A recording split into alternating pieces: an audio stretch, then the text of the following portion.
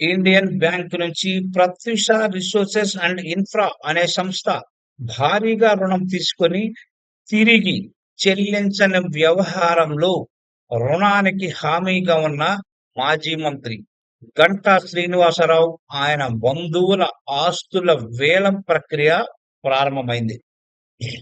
Indian bank కోటి stressed assets management branch విడుదల చేసిన తాజా ప్రకటన ప్రకారం బకాయిలు వసూలు చేసేందుకు మే 21 మధ్యాహ్నం 12 గంటల నుండి సాయంత్రం 5 గంటల మధ్య 3 స్థిరాస్తుల వేలం ప్రక్రియ జరగనుంది. 2016 నాటికి 141 కోట్లు ఉన్న రుణ బకాయిలు 2025 ఏప్రిల్ 27 నాటికి వడ్డీ పెనాల్టీలు కలిపి 463.01 కోట్లకు పెరిగినట్టు బ్యాంక్ అయితే తెలిపింది.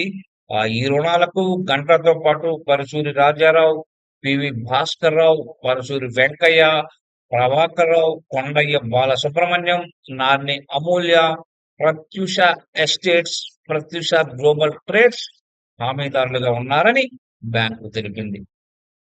గంటా కుటుంబం ప్రత్యూష రిసోర్సెస్ అండ్ ఇన్ఫ్రా పేరుతో విశాఖపట్నం లక్ష్మీ టాకీస్ సమీపంలో ఒక కంపెనీని అయితే ఏర్పాటు చేసింది.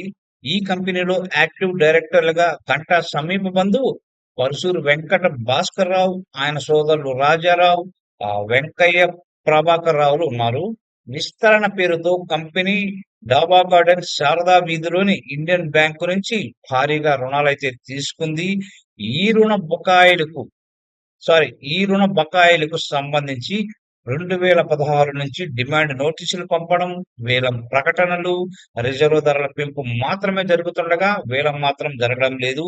గంటా రాజకీయంగా తనకున్న పలుకుబడిని ఉపయోగించుకుని వేలాన్ని నిలుపుదల చేయించడం పరిపాటిగా మారిపోయింది. అయితే ఈసారి మాత్రం 3 స్థిరాస్తుల వేలానికి ఇండియన్ బ్యాంక్ అయితే ముందుకొచ్చింది. మరి వేలం జరుగుతుందా లేదా అనేది కూడా మనం చూడాలి.